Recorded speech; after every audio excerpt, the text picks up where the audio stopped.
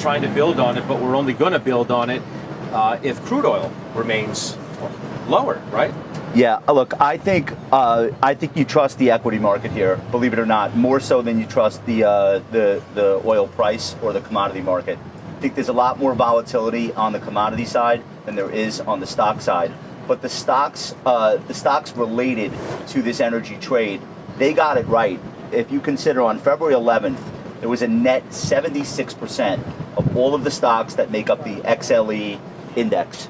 So 3/4 of all of those stocks were making 52-week highs. And that was a full 2 weeks before we began operations in Iran.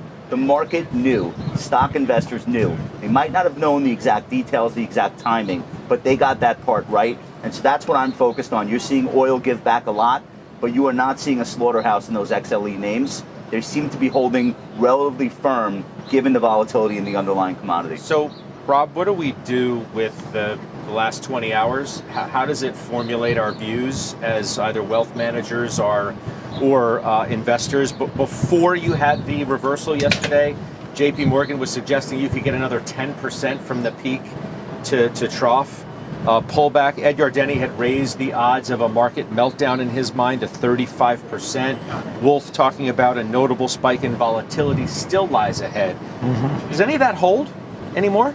I think all of it's possible, for sure. And I think to simplify what market participants should be thinking about, specifically the clients that work with the wealth advisory community, there's those that have new money that they're looking to put to work. There's